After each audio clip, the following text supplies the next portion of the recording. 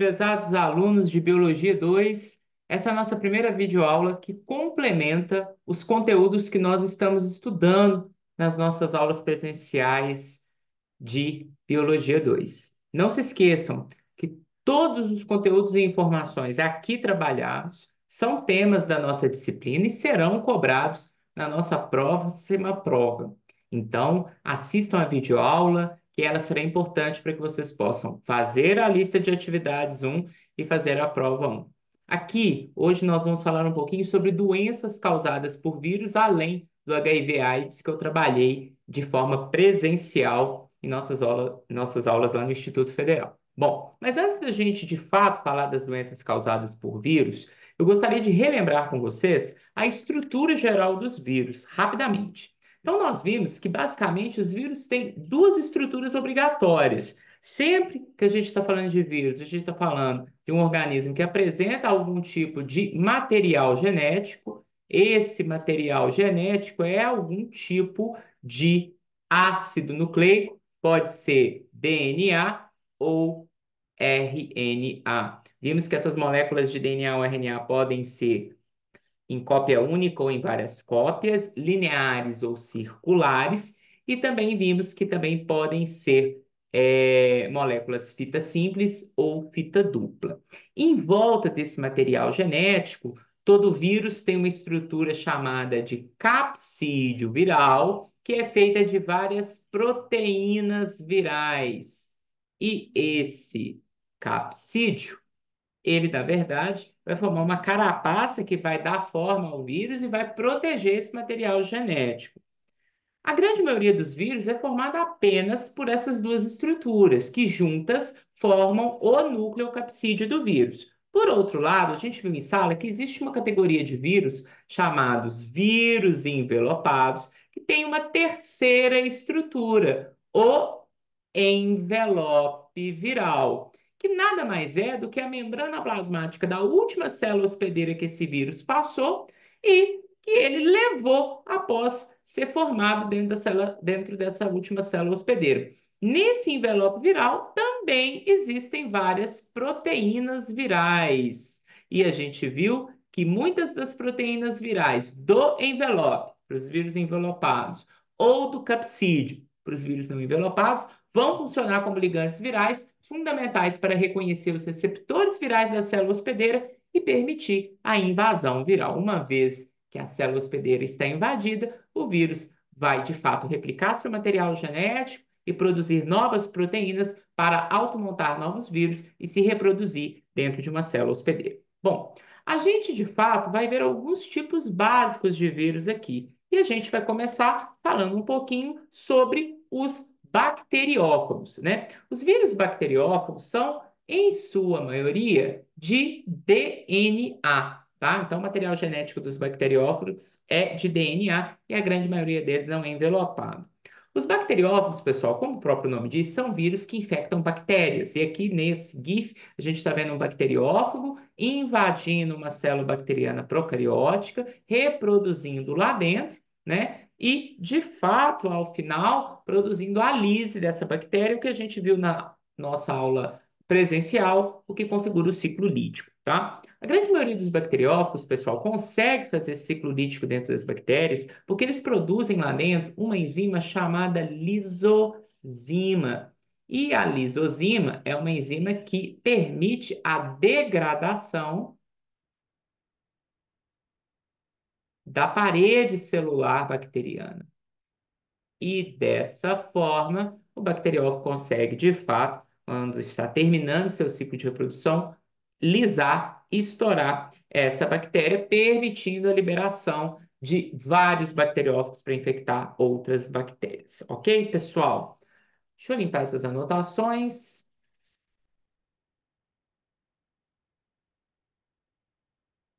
Em seguida, queria falar um pouquinho com vocês sobre os vírus de planta, tá? A maioria dos vírus que infectam as plantas, pessoal, é de RNA e sem envelope, tá?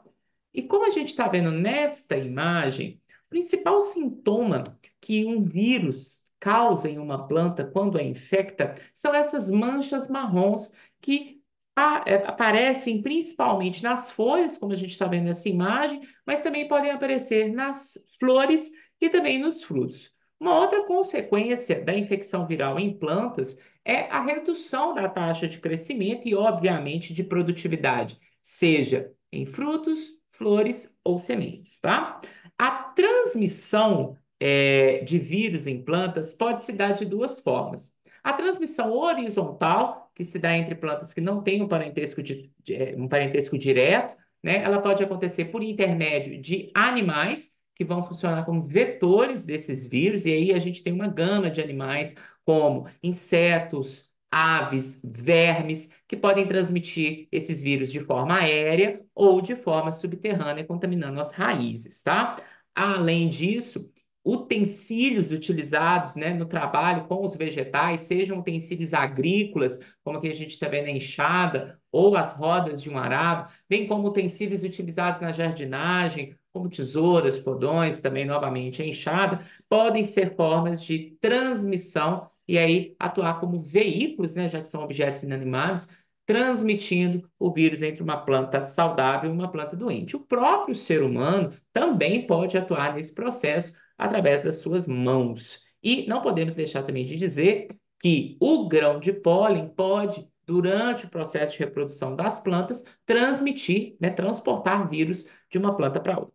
Também temos a transmissão vertical de uma planta mãe para plantas descendentes. E essa transmissão vertical de vírus em plantas pode acontecer através dos grãos de pólen também, e aí pensando na transmissão de uma planta masculina para uma futura planta descendente, né? E também pela transmissão por intermédio das sementes. E não podemos esquecer que as plantas apresentam reprodução por estaquia. E através de uma estaca, de uma muda vegetativa, a gente pode ter a transmissão de vírus entre uma planta e outra, tá? Várias doenças virais vão impactar a agricultura e para os alunos, principalmente da agropecuária, serão tema de disciplinas das áreas técnicas de produção vegetal. Apagando novamente as minhas anotações. Também vou falar rapidinho de alguns vírus animais, tá, gente?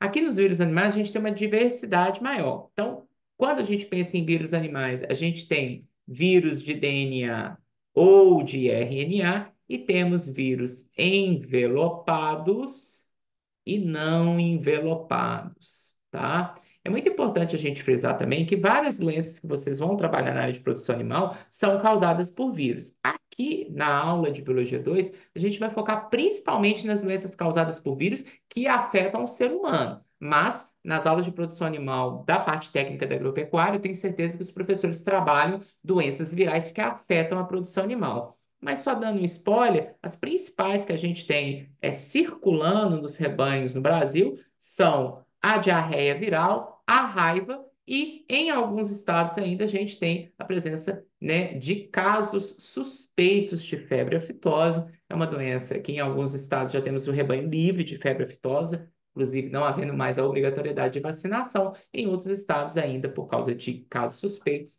ainda a vacinação é obrigatória. Todas essas três doenças, febre aftosa, raiva e diarreia viral, são causadas por vírus que infectam animais, ok?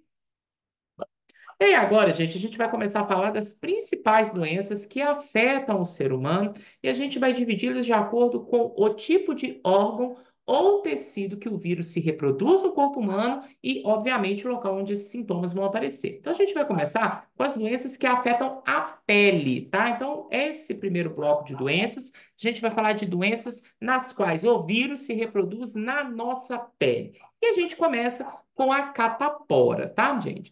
A catapora é causada por um vírus conhecido como varicela zoster. E, como a gente vai ver nessa próxima imagem, o vírus de varicela zoster é um vírus de DNA, fita dupla, envelopado. Então, ele apresenta envelope.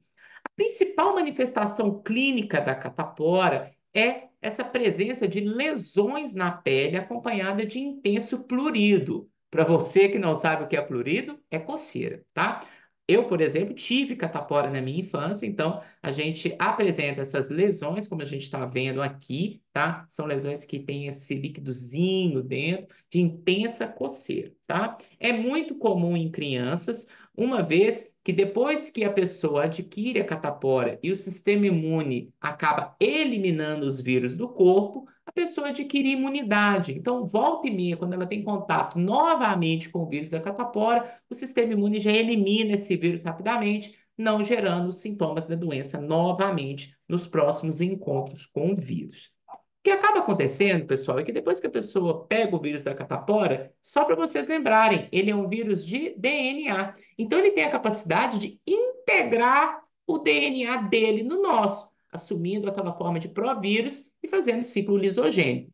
Quando o nosso sistema imune diminui a sua eficiência, a gente fica em situações de estresse ou outras situações de imunossupressão, que é quando o sistema imune diminui a sua eficiência em combater doenças, o vírus da catapora, isto é, varicela zoster, pode voltar a se multiplicar no corpo. E isso, quando acontece na vida adulta, gera uma doença que a gente chama de herpes zoster. E muitas vezes esse vírus na vida adulta, quando ele fica reativo nessas situações de imunossupressão, ele acaba se reproduzindo em nervos, gerando uma dor muito intensa. Então, a herpes zoster tem essa característica de gerar dores muito agudas e intensas no nervo onde o vírus consegue se reproduzir, tá? A transmissão da catapora se dá por vias respiratórias, tá, pessoal? Então, a pessoa infectada, ela acaba liberando aquelas pequenas partículas contendo saliva, e a saliva tem o vírus, então a gente acaba espalhando pelo ar partículas contendo o vírus da catapora quando a gente está doente, quando a gente fala, quando a gente espirra e quando a gente tosse, tá? Quando outra pessoa inala, né? Inspira esse ar contendo essas gotículas de saliva ou de secreção com vírus, a pessoa acaba se contaminando por via respiratória. Como está aqui no slide, raramente as pessoas se contaminam por entrar em contato com essas bolinhas aí das erupções na pele, tá? E também é muito raro a transmissão por objetos contaminados. Entretanto, por via respiratória, através dessas gotículas que são eliminadas no ar, a catapora é considerada extremamente contagiosa, tá? Além dos sintomas que eu citei, que é essa questão das erupções na pele, acompanhadas de coceira, também são sintomas da catapora, febre e dor, tá? A gente trata a catapora tratando os sintomas, tá? Então, a gente trata dor e febre, e o próprio sistema imune da pessoa, como eu disse, acaba eliminando o vírus.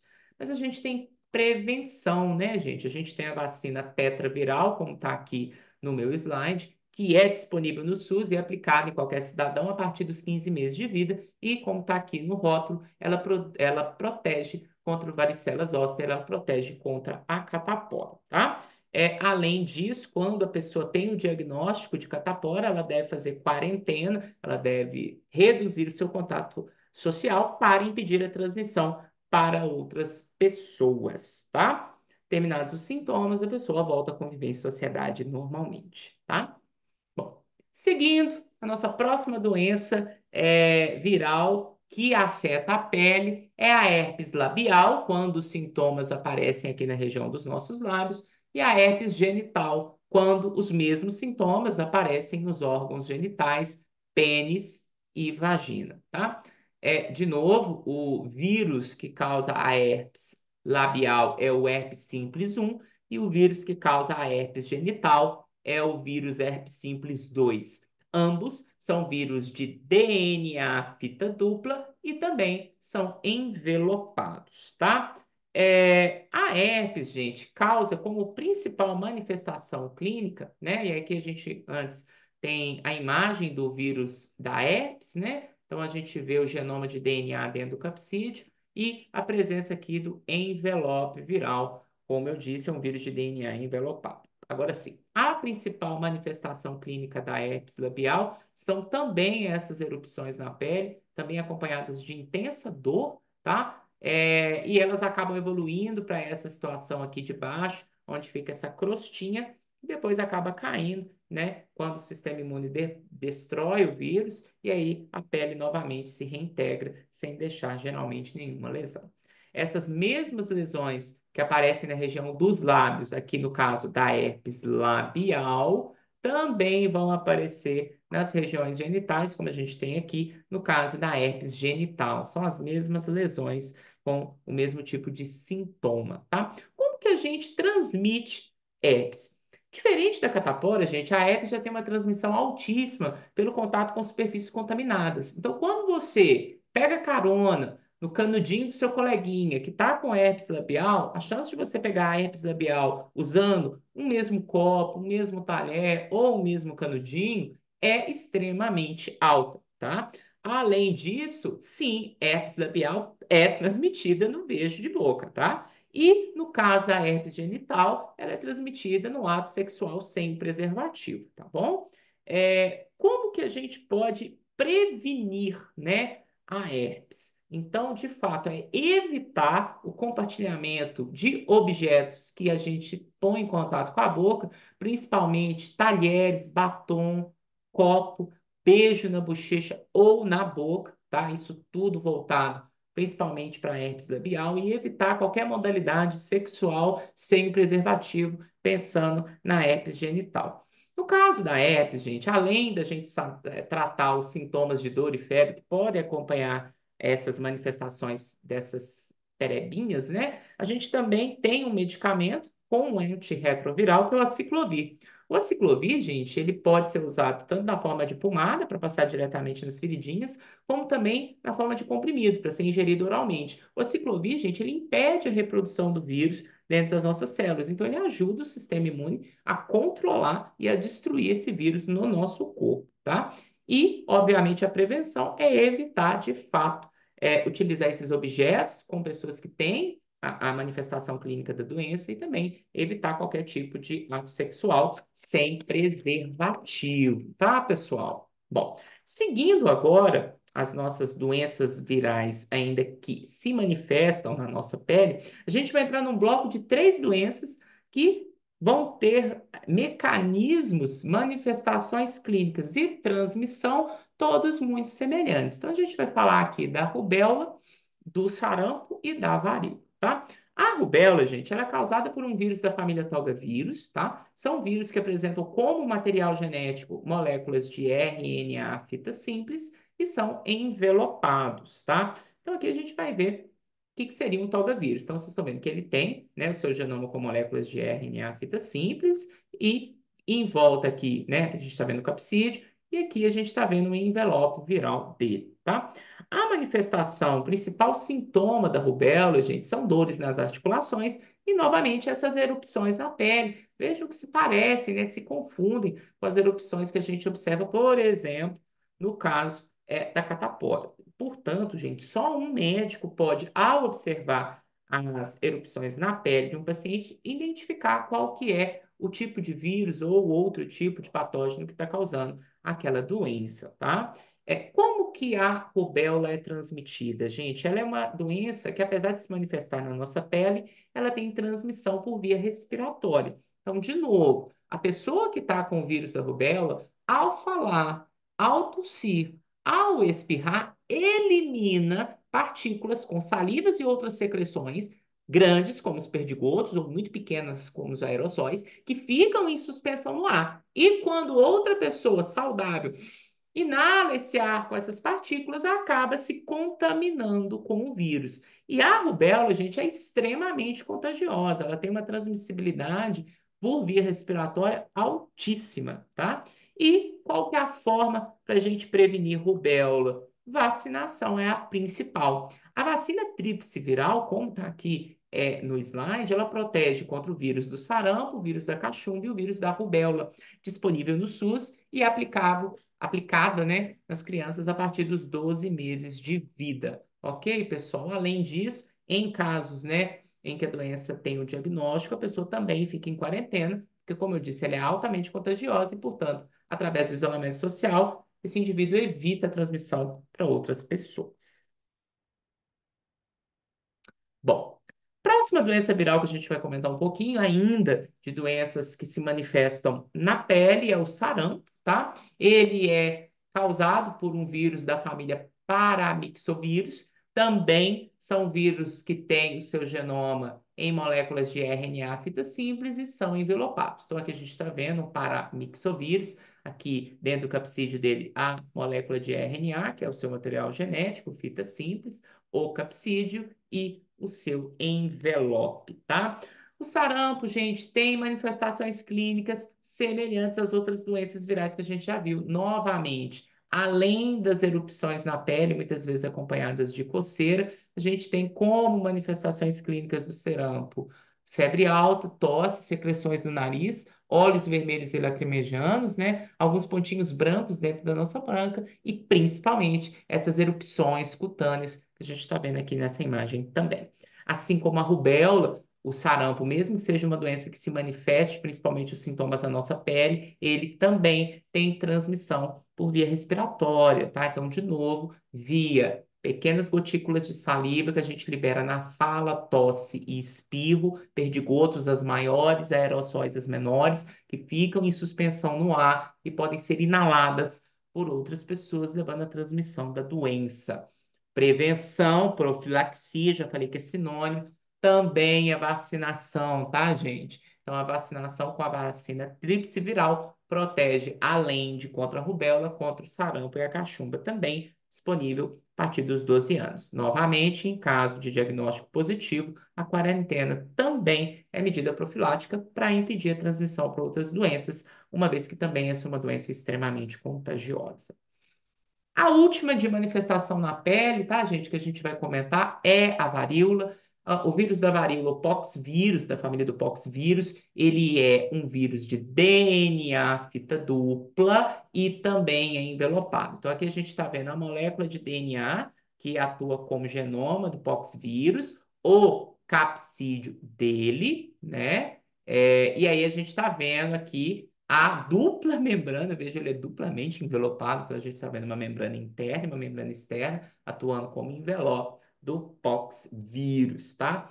Como as outras doenças virais de manifestação cutânea na pele, o principal sintoma da varíola são erupções na pele bem características. A varíola foi uma doença muito comum na humanidade. Hoje, a varíola causada por poxvírus de circulação estritamente humana, ela está erradicada. A gente não tem caso de varíola causada por poxvírus de circulação humana. Porém, volta e meia, como a gente teve no ano passado, a gente tem a circulação entre os seres humanos de vírus de varíola que circula principalmente entre primatas. E aí, quando tem essa transmissão para o ser humano, a gente chama essa doença de varíola de macaco, tá? Então, ela é uma doença que acaba sendo transmitida dos animais para o ser humano. O primeiro caso dessa doença foi registrado em 1970. Normalmente, a circulação desse vírus entre os seres humanos fica restrita à África, mas volta e meia a gente tem pequenos surtos fora da África quando pessoas visitam a África, se contaminam na África e levam o vírus para outros países. A primeira confirmação que a gente teve do surto que circulou em 2022 e o ano passado, foi em 12 de maio de 2022. Os sintomas são novamente dor de cabeça, dor nas costas e musculares, linfonodos inchados, alguns arrepios, febre e novamente as erupções cutâneas, que são a principal sintoma de varíola, tá? A transmissão pode se dar através de contato com superfície contaminada, novamente transmissão respiratória através de perdigotos e aerosóis eliminados durante a fala, tosse e espirro, e também através do ato sexual com o contato de fluidos sexuais e sangue também, tá? É uma doença que tem uma transmissibilidade menor do que a Covid, mas ela, principalmente em doenças imunos, em pessoas imunossuprimidas, ela tem alto risco de levar ao óbito, tá? E aí, no caso, a gente tem vacina contra a varíola dos macacos, chamada de monkeypox, tá? E essa vacina foi aplicada no Brasil para grupos de risco, principalmente os imunossuprimidos, seja imunossuprimido por portar HIV, imunossuprimido ou que está com AIDS, ou imunossuprimido que é transplantado e toma medicamento imunossupressor. Então, para esses grupos, o Ministério da Saúde, em 2023, indicou a aplicação da vacina para prevenção de varíola de macaco. Ok, gente? Bom, então agora a gente sai das doenças virais que afetam a nossa pele e vamos falar de doenças virais que afetam o sistema nervoso. Tá? Então agora os vírus, gente, eles vão invadir os neurônios, então são vírus específicos para o neurônio e vão causar seus efeitos nessa célula que compõe o sistema nervoso, principalmente os nervos, a medula espinhal e o sistema nervoso central também composto pelo encéfalo, tá?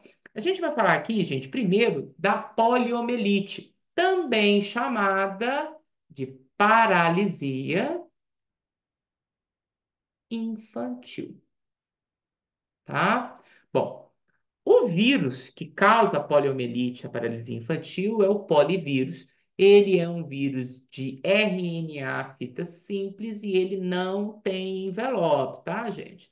Como a gente está vendo aqui nessa imagem esquemática, a gente está vendo o RNA fita simples dele, dentro aqui do capsídeo, formado por proteína viral. E só tem nucleocapsídeo, porque ele não é envelopado, tá? Gente, o principal sintoma da poliomielite é a paralisia dos membros inferiores, tá? Por quê, gente? Porque o polivírus, ele vai se reproduzir nas células nervosas, principalmente da medula espinhal, que é um cordão nervoso que conecta o nosso encéfalo até toda a região do nosso tronco. Então, a medula espinhal passa dentro da coluna vertebral e a partir dela irradiam nervos que vão controlar todo o nosso tórax, nossos membros superiores e as pernas, os membros inferiores, tá? E aí, quando o polivírus se reproduz nos neurônios, principalmente da medula espinhal, ele vai levar à perda de massa e também à paralisia, principalmente dos membros inferiores, principalmente das pernas. Então, quando a paralisia infantil, a poliomielite, ela vai para sua fase mais crônica, a pessoa pode, inclusive, ficar paraplégica, né? Ela perder completamente a capacidade de andar. Então, ela foi uma doença muito comum no Brasil e em outros países durante, né, o século passado. E aqui a gente está vendo a imagem de crianças que tinham poliomielite. Vocês podem ver a atrofia, né, dos membros inferiores. Os membros ficam muito fracos, muito atrofiados. Em muitos casos, a criança perde a capacidade de controlar a perna e acaba tendo que andar com auxílio de muleta, né? Porque não consegue ficar em pé em cima da pezinha, da perninha muito fraca, tá, gente? Como que transmite, né? A transmissão acontece pelo consumo de água e alimentos contaminados. E aí, gente, lembrar do conceito básico que eu passei. Água e alimentos contaminados vão funcionar como veículos de transmissão, porque são objetos inanimados, entre pessoas, né? Então, são, obviamente, água e alimentos contaminados com o vírus da poliomielite. E também pode ter transmissão por via respiratória, através daquelas pequenas gotículas que a gente chama de perdigoto ou aerosol, que são expelidas durante a fala, durante a tosse ou durante o espirro, que podem, via aérea, via ar, levar à transmissão da poliomielite, tá? A boa notícia, gente, é que a poliomielite já foi erradicada em vários países do planeta. E aqui a gente tem as datas do último caso noticiado de poliomielite em vários países da América, tá? E vejam, gente, o Brasil notificou o último caso de poliomielite em 1989. E por que que a poliomielite foi erradicada da América, gente? Graças à vacinação. A vacina Sabin, aquela da gotinha, que inclusive gerou o mascote do sistema de vacinação brasileiro, que é o Zé Gotinha, essa vacina é a que protege contra a poliomielite, é distribuída para o SUS e ela está presente no calendário do Sistema Nacional de Imunizações do nosso país. Ok? Próxima doença ainda, doença viral que afeta o sistema nervoso é a raiva. A raiva, gente, ela é causada por um vírus da família Raptovírus E dentro dessa família, os vírus são de RNA fita simples e são envelopados. Então, aqui a gente está vendo um rapidovírus. Vejam que a gente está vendo aqui o genoma de RNA dentro do capsídeo e em volta dele a gente está vendo a bicamada lipídica, o envelope, tá? É, a raiva, gente, ela é uma doença que afeta animais, principalmente, e que, em casos de alguns tipos de acidente envolvendo mordida de animal contaminado em seres humanos pode levar à transmissão da raiva para o ser humano, tá? O vírus da raiva, gente, ele vai ser transmitido através da mordida porque ele fica na saliva do animal contaminado. Então, ao morder, o animal acaba salivando no momento da mordida e colocando o vírus dentro do nosso corpo, né, através do ato da mordida, e isso leva, em caso de acidente, à transmissão do vírus da raiva para o ser humano, tá?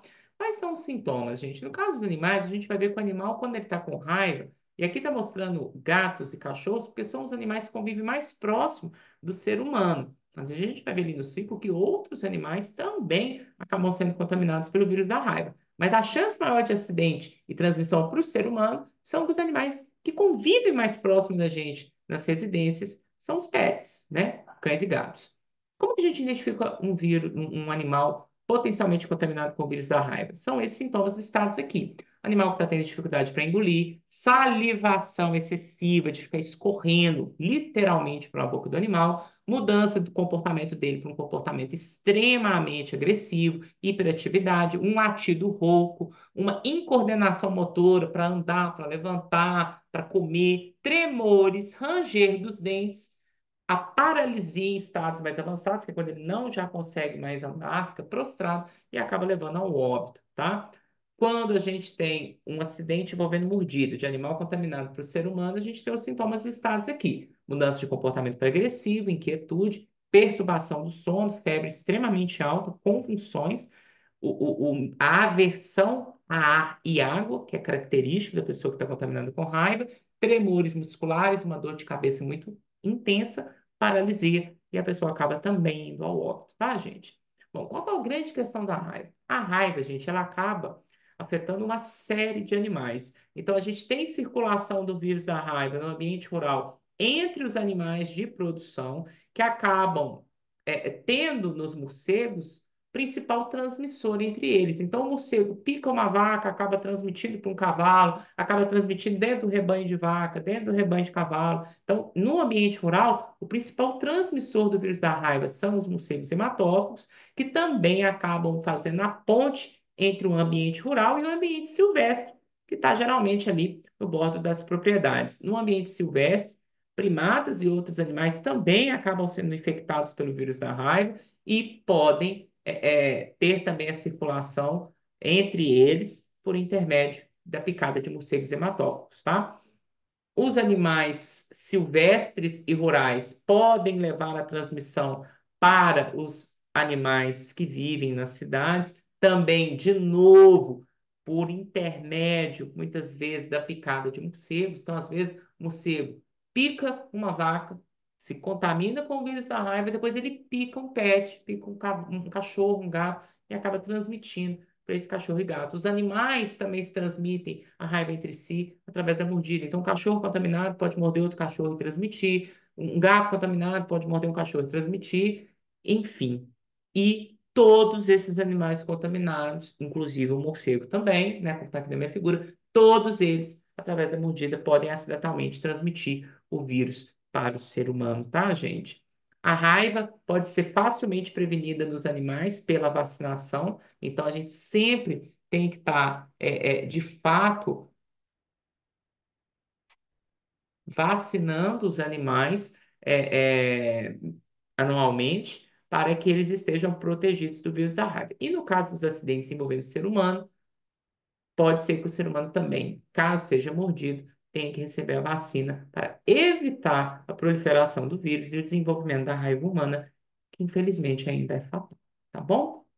Bom, terminamos as doenças causadas por vírus principais que afetam o sistema nervoso e agora a gente vai para as doenças causadas por vírus que afetam o sistema respiratório, tá? A gente vai começar com a gripe. A gripe é causada por um vírus conhecido como influenza. Vírus influenza, gente, ele tem como genoma RNA fita simples e eles são envelopados, tá? Aqui a gente tem o vírus influenza, vejam que o genoma do vírus influenza é formado por 8 moléculas de RNA fita simples, como então a gente está vendo ali dentro do capsídeo. Ele é um vírus envelopado, então em volta dele ele tem o envelope viral. E aqui eu queria chamar a atenção que no envelope viral do vírus influenza, a gente tem duas proteínas principais. A hemaglutinina, que é uma proteína que permite ao vírus invadir a célula hospedeira. Então você já sabe, a hemaglutinina é um ligante viral, ela que vai conferir a especificidade do vírus influenza para infectar uma célula do sistema respiratório humano. E a outra proteína que a gente tem no envelope viral do vírus influenza é a neuraminidase. Diferente da hemaglutinina, que ajuda o vírus a entrar na nossa célula, a neuraminidase vai fazer o contrário. Ela vai ajudar o vírus a sair da célula depois de se reproduzir lá dentro. E aí, quando a gente tem o tipo de vírus influenza que a gente está observando, a gente tem aproximadamente descritos na literatura, gente, 16 tipos de hemaglutinina diferentes e, até hoje, 9 tipos de neuroaminidase diferentes. E aí você já deve ter ouvido falar, vírus influenza H5N1, vírus influenza H1N1. Então, esse tipo de vírus influenza é determinado pelo tipo de hemaglutinina que ele tem no envelope e o tipo de neuraminidase que ele tem. Então, por exemplo, o vírus H5N1, ele tem hemaglutinina 5 e a neuraminidase 1, tá? Dentro, claro, das 16 hemaglutininas que a gente tem descritas e as 9 neuroaminidases, tá, gente? É muito importante a gente saber que, como toda doença respiratória, é, a gripe é transmitida principalmente pela liberação das nossas famosas partículas contaminadas com saliva e secreção nasal. Então, quando você espirra, né, daqui, quando você tosse, daqui, quando você fala, você acaba eliminando perdigotos, partículas maiores de secreção e saliva, aerossóis, partículas microscópicas de secreção e saliva, que quando você está gripado, estão cheias de influenza, ficam em suspensão no ar e quando uma pessoa saudável inala esse ar contaminado, ela acaba se contaminando com o vírus influenza. No caso do vírus influenza, também por ele ser envelopado, gente, ele pode ficar em algumas superfícies. E aí, quando a pessoa põe a mão nessa superfície e leva nas mucosas, mucosa é esse tecido molinho que a gente tem dentro da boca e dentro do nariz, aqui também na pálpebra tem mucosa, tá, gente? Então, quando a gente acaba levando, contaminei a minha mão numa superfície, que pode ser reservatório do vírus influenza, contaminada com vírus, e levo na mucosa, coço o olho, tá na boca, você pode se contaminar com o vírus influenza também, tá, gente? Sintomas variam de pessoa para pessoa, né? Então, é o famoso sintoma da gripe, calafrio, febre, prostração, dores no corpo, secreção, geralmente é cristalina, que é o que a gente chama de coriza, acompanhada de tosse e espirros intensos, né? A tosse pode ser uma tosse mais seca, geralmente, tá? E aí, pessoal, é muito importante a gente lembrar da profilaxia da gripe, tá? A profilaxia da gripe é baseada em vacinação, vacinação anual, por quê? Vírus da gripe é um vírus de RNA, se modifica muito rapidamente, sofre muita mutação e evolui rápido. Então a gente precisa todos os anos estar tomando vacina da gripe nova, porque ela vai ter as novas versões do vírus que estão circulando, atualizando a nossa imunidade contra os vírus que estão circulando naquele ano. Então a vacina da gripe é uma vacina anual e ela é disponível pelo SUS na campanha que geralmente antecede ao inverno, que é o período do ano onde a gente tem ar mais seco, que potencializa a transmissão da gripe, que é quando a gente tem o maior número de casos no nosso país. Por isso que a vacinação acontece um pouquinho antes do inverno brasileiro, tá? É muito importante a gente dizer que também, como a pandemia de Covid nos mostrou, quando a gente tem doença causada que afeta o sistema respiratório, Pessoa que está contaminada deve fazer quarentena, evitar contato social e, se isso não for possível, usar máscara para reduzir a transmissibilidade para outras pessoas, tá? Qual que é o grande problema do vírus influenza, tá? A gente tem o vírus influenza, gente, circulando entre vários animais que convivem próximos do ser humano. É muito comum a gente ter vírus influenza circulando, por exemplo, entre suínos. É muito comum a gente ter vírus influenza circulando entre aves, principalmente frango. E algumas vezes, esses vírus que normalmente circulam entre os animais sofrem mutação no seu RNA, na parte do RNA que determina o tipo de hemaglutinina que esse vírus produz. E às vezes, quando ele sofre uma mutação na sua hemaglutinina, e essa hemaglutinina agora começa a reconhecer as células humanas, você tem um novo vírus que estava circulando em animal e que tem a capacidade de infectar os seres humanos. Então, você tem a transmissão dos animais para os seres humanos. E a gente já teve situações que esse tipo de vírus se espalhou pelo mundo inteiro, causando pandemia. A última que a gente teve relatado foi em 2009, quando a gente teve gripe suína causada pelo vírus influenza H1N1, tá? Esse vírus estava circulando em suínos, acabou sofrendo uma mutação e transmitiu-se para o ser humano. Hoje, graças à facilidade que a gente tem de locomoção, a pandemia de gripe suína em 2009 se espalhou para o mundo inteiro. Como a gente está vendo aqui nessa imagem, afetou a grande maioria dos países no mundo. Foi rapidamente controlada, porque a gente tinha vacina disponível contra H1N1 e que foi incorporada nas vacinas que estavam sendo aplicadas para prevenção de influenza, tá? E aí a gente tem, né, rapidamente, não vou gastar muito tempo com isso, porque acho que todo mundo viveu isso na pele. Então a gente tem a COVID ou a síndrome respiratória aguda, que é a SARS, são geralmente causadas por coronavírus. São vírus que são de genoma RNA fita simples e são envelopados. A gente já teve vários casos, né, de SARS ao longo da história da humanidade. O último, a gente viveu na pele a pandemia de Covid-19, que mudou para sempre a vida da nossa geração, né, gente? São vírus que são transmitidos por via respiratória, né? Então, hoje a gente sabe que a principal forma de transmissão de coronavírus é através de tosse, espirro e durante a fala, a liberação, novamente, gente, dessas partículas perdigotas e aerosóis que, em suspensão no ar, levam à transmissão de um vírus de uma pessoa pela outra, tá? E aí a gente sabe que muitas pessoas não manifestam sintomas, né, de infecção por coronavírus, mas elas transmitem coronavírus, tá? Então, mesmo assintomática, pela sua fala, pelo seu espirro, perdigoto saiu, aerossol saiu, a pessoa está transmitindo, tá? Quando a pessoa desenvolve sintomas, a gente percebeu que boa parte delas tinham remissão espontânea, o sistema imune, depois de alguns dias, destruiu o vírus, mas algumas acabavam desenvolvendo sintomas piores, né? Dificuldade de respiração, e aí precisavam de atendimento médico, às vezes até de uma ventilação mecânica, né? Entubar para poder conseguir superar a doença, tá? A gente até hoje não tem nenhum medicamento eficiente para eliminar o coronavírus da pessoa. O que acaba acontecendo é que o próprio sistema imune da pessoa acaba eliminando o vírus, tá? Prevenção, então, novamente, né, gente?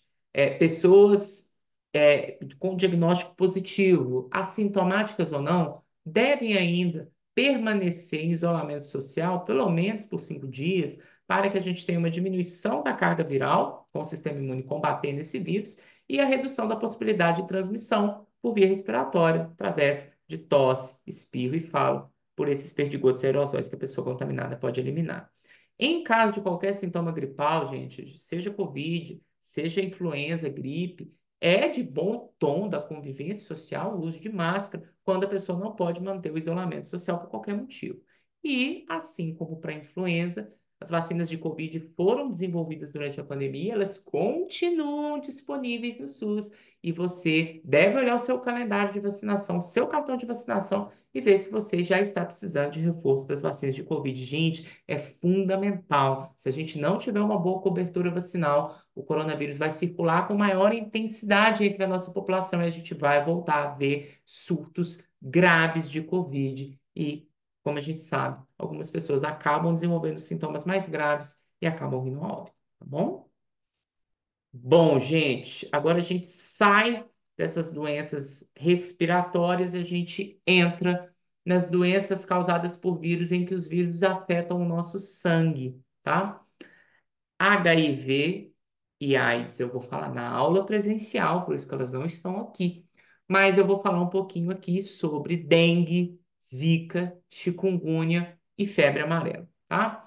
Esses vírus, gente, são conhecidos como arbovírus porque são vírus transmitidos por artrópodes. Artrópodes, gente, são animais que têm um corpo articulado, e um dos grupos principais de artrópodes que a gente tem no planeta são os insetos. Então, esses arbovírus são vírus transmitidos principalmente por insetos tropicais, insetos típicos da nossa região do planeta. E a dengue e a febre amarela são causadas por flavivírus, que são um tipo de arbovírus transmitido por alguns insetos típicos aqui do clima tropical. Tá? Então aqui a gente tem um arbovírus representado, são vírus que têm genoma de RNA fita simples e, como a gente está vendo aqui, tem envelope e, portanto, são envelopados, tá? Tanto a dengue, quanto a zika, quanto a febre amarela, todos eles são transmitidos por flavivírus. A chikungunya, ela é causada, né, transmitida não, gente, causada. E a chikungunya, ela é causada por togavírus, tá? Todos eles são arbovírus, todos transmitidos por insetos. Quando a gente pensa, principalmente nessas doenças, né, todas elas, mas principalmente a dengue e a febre amarela no ambiente urbano, elas são transmitidas por vetor, tá, gente? Então, se elas são transmitidas por inseto, elas são transmitidas por vetor. E o principal vetor que a gente tem no ambiente urbano, transmitindo dengue e febre amarela, é o nosso queridinho mosquito Aedes aegypti. Nesse caso, quem transmite são as fêmeas hematófagas, porque as fêmeas precisam de sangue para poder se reproduzir, tá? Então, elas têm o hábito de ingestão de sangue. O mosquito fêmea Aedes aegypti, ele tem hábito principalmente diurno, tá? Então, durante o dia. Por outro lado, quando a gente tem a febre amarela circulando no ambiente silvestre, entre os animais silvestres, que são reservatórios e hospedeiros do vírus da febre amarela, lá no ambiente silvestre, o principal transmissor é o mosquito Haemococcus, tá? Ou também o mosquito do gênero Sabetes, tá? Mas vejam, em todos os casos, seja no ambiente urbano ou silvestre, a gente tem a necessidade de vetor para transmissão, tanto da dengue quanto da zika, da chikungunya e também da febre amarela. Quando a gente pensa na dengue, gente, então, o mosquito fêmea Aedes aegypti pica uma pessoa infectada, acaba contraindo o vírus, e a gente também sabe, quando a fêmea está infectada e se reproduz, ela transmite para os seus filhotes. Então, muitas vezes, o mosquito fêmea que ainda não picou ninguém, como ele é filho de um mosquito fêmea que estava contaminado, ele já nasce com o vírus. E na primeira picada, essa fêmea já inocula o vírus em uma pessoa, tá, gente? Como que o mosquito transmite o vírus da dengue, da febre amarela e das outras doenças? Quando o mosquito pica a gente, ele inocula saliva, que tem inclusive um anestésico para a gente não perceber a picada do mosquito. Nessa saliva, o mosquito inocula o vírus no nosso sangue. E estando no nosso sangue, o vírus, tanto da dengue quanto da febre amarela, da zika, da chikungunya, ele vai se reproduzir no nosso sangue. No caso da dengue, vai causar as doenças, os sintomas que a gente já está acostumado: dor de cabeça, dor nos olhos, vômito, dor de garganta em alguns casos, diarreia, uma dor muscular muito intensa, principalmente nas articulações, uma prostração enorme, uma falta de vontade de levantar. E um sintoma muito típico da dengue são manchas na pele vermelhas, tá? A dengue também, gente, tem uma outra questão muito importante que eu gosto sempre de comentar. Ela muitas vezes reduz as plaquetas do paciente infectado. E a gente vai ver que a plaqueta é fundamental para a gente estancar sangramentos. evitar hemorragia. Por isso que quando a dengue evolui para o seu quadro clínico mais grave, o paciente acaba tendo muitas hemorragias, o que configura a dengue hemorrágica. Não tem nenhum medicamento ainda disponível, gente, para a gente destruir o vírus da dengue. Então, o que a gente trata são os sintomas, tá? Então, a gente trata dor e febre com analgésico antitérmico. Quando a pessoa tem desidratação por causa da diarreia e vômito, a gente também trata a reposição com soro para repor eletrólito e água, né?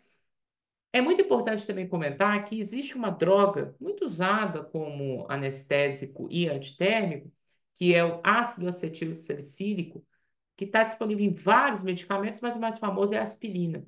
Ele não é indicado para o tratamento da dengue, tá? Por quê? O ácido acetil salicílico, gente, a aspirina, ele tem tendência a diminuir a nossa capacidade de coagulação do sangue. Então, ele facilita o desenvolvimento de hemorragia. Então, se a pessoa está com dengue, pode estar até com baixa plaqueta, não é indicado tomar aspirina. Então, a gente tende a tratar a pessoa com dengue com outras drogas de efeito analgésico antitérmico, como, por exemplo, a dipirona ou o paracetamol, tá?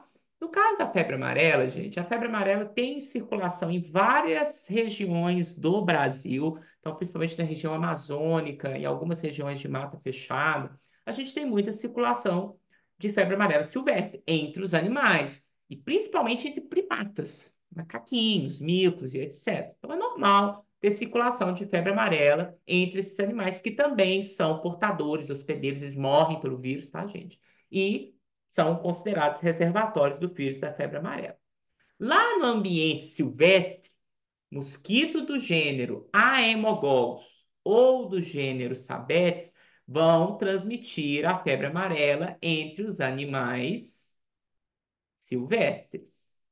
Porém, esse mosquito, quando a pessoa vai para esse ambiente silvestre, quando ela vai para uma região onde a febre amarela está circulando entre os primatas silvestres, esse mosquito do gênero Haemococcus ou Sabetes pode transmitir também pela picada o vírus da febre amarela para o ser humano. E quando esse ser humano, agora contaminado, volta para o ambiente urbano, o Aedes aegypti, aquele que transmite a dengue, a zika, a chikungunya, ele tem a capacidade de transmitir o vírus da febre amarela, tá?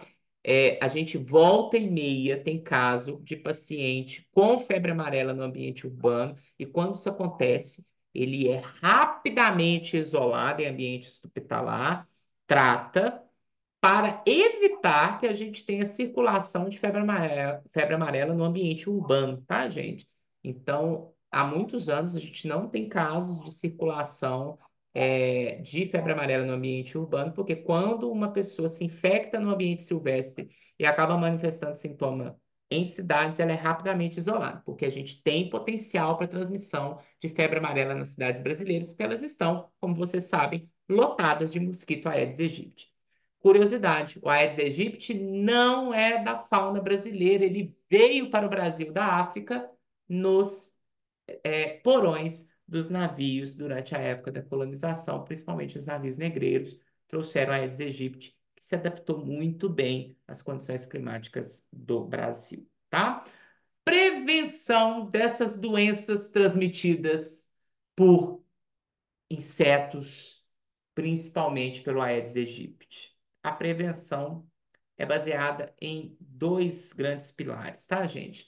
Controle do vetor, controle da propagação do inseto transmissor, tá? O Aedes aegypti, gente, ele prefere se reproduzir em água limpa e parada. Ele tem uma fase de vida, gente, larval, e essa larva precisa de ambiente aquático para se desenvolver. Então, a fêmea, ela vai acabar depositando seus ovos em água parada e limpa. Mas, como todo ser vivo, a Aedes aegypti está evoluindo. Então, a gente já está percebendo que ele consegue, às vezes, conseguir colocar seus ovos numa água que não está tão limpa, às vezes numa água que não está tão parada. Então, a gente hoje deve evitar qualquer tipo de acúmulo de água nas nossas residências, para evitar a possibilidade de proliferação do mosquito Aedes aegypti. Como vocês viram, ele transmite um monte de vírus para o ser humano. Então, aqui a gente tem várias medidas que cada um de nós, nas nossas residências, pode tomar para evitar o acúmulo de água dentro da nossa residência e a proliferação do mosquito próximo da gente, tá? Além disso, tanto para a febre amarela quanto para a dengue, nós já temos vacina disponível, tá? A vacina da febre amarela, ela é aplicada pelo SUS gratuitamente em 2 doses ao longo da vida, tá? E a vacina da dengue, a gente já tem duas disponíveis no mercado, tá? A Dengvax e agora a Qdenga. A Qdenga foi atualmente incorporada no Sistema Nacional de Imunização. O SUS está priorizando nesse momento a vacinação das crianças, porque nas crianças os sintomas da dengue são muito mais agressivos e a taxa de morte é muito maior do que em adultos, tá? Mas eu acredito que nos próximos meses essa vacinação vai ser expandida para pessoas, para adolescentes e depois para adultos. E ambas as vacinas, a Qdenga e a Dengvax, estão disponíveis na rede privada para aqueles que quiserem tomar. A diferença entre as duas vacinas que a gente tem disponíveis para dengue é que a Dengvax é indicada apenas para as pessoas que já tiveram dengue e a Qdenga ela é indicada para pessoas, para crianças, adolescentes e adultos até 60 anos que não necessariamente tiveram obrigatoriedade de ter dengue, tá? A gente tem 4 tipos de vírus da dengue circulando. Então, quando você tem dengue uma vez, você contraiu um vírus. É importante tomar a vacina para se proteger contra os outros 3 e evitar que você contraia dengue novamente, tá? Eu já tive dengue, eu já tomei a vacina de dengue, eu tomei a Dengvaxia e nunca mais tive dengue na vida. Então eu acredito que eu estou imunizado e que essa imunização da Dengvaxia foi muito boa para mim, tá? Então, gente, aqui a gente tem uma tabela resumindo as principais doenças causadas por vírus, tá? Aqui primeiro com os vírus de genoma de DNA, fita dupla ou fita simples, e depois nessa segunda os de RNA, fita dupla, fita simples e retrovírus, tá bom? Bom, e aí eu pergunto para vocês, a gente fala muito de vírus e fica essa coisa, será que vírus é sempre vilão? Parasita intracelular obrigatório deve ser sempre vilão? Não. Vou trazer aqui 2 situações onde os vírus podem, mesmo sendo parasitas intracelulares obrigatórios, eles podem ser benéficos. Aqui a gente tem um caso de uma planta, gente. Essa planta é uma planta que consegue sobreviver no deserto, né? A Dicanthelion lanuginosum, que quando ela não é infectada pelo fungo Curvularia protuberata, ela tem uma dificuldade muito grande, como a gente está vendo aqui, de se desenvolver em temperaturas acima de 50 graus centígrados. Porém, quando essa mesma planta está colonizada pelo fungo filamentoso Curvularia protuberata, como está aqui na minha imagem, ela se desenvolve super bem em temperaturas até 60 graus centígrados.